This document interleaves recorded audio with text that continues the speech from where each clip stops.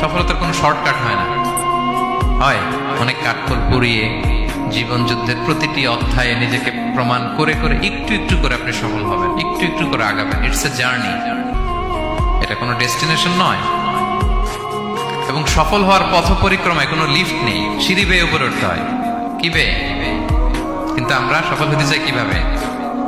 Direct 100 তলা, এই তো আমি সফল, উপরে সবার উপরে আমি, এইভাবে চাই সফলতাটা। সবার উপরে উঠে যাব, গোল্ড মেডেল গলায় পরাই দিবে, আমরা সাকসেসফুল না। সফলতার রাস্তায় কোনো লিফট থাকে না। কি দিয়ে উঠতে হয়? সিঁড়ি বেয়ে ঘাম জড়িয়ে উঠতে হয়। দেখেন, শুধু আলোর মুখ দেখার জন্য মায়ের পেটে আমাদের কত সময় লাগছে বলেন তো? জাস্ট একটু লাইট, হ্যাঁ, 9 মাস 10 মাস সময় লাগছে শুধু একটু আলো দেখবো আমরা। একটু আলোর মুখ দেখার জন্য আমার লাগছে 9 মাস। আর এখানে আমরা শর্টকাট খুঁজি, খালি কি খুঁজি? সফলতার কোনো শর্টকাট নেই। অল্প এফোর্টে যারা সফল হতে চায় এরা কোনোদিন সফল হয় না।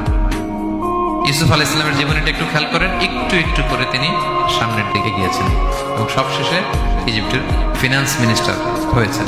এজন্য ধৈর্য ধারণ করতে হবে, নিজের সর্বোচ্চটুকু উজাড় করে দিয়ে আপনার রোলটা আপনি প্লে করবেন, এরপর আল্লাহ তাআলার উপর ভরসা রাখবেন।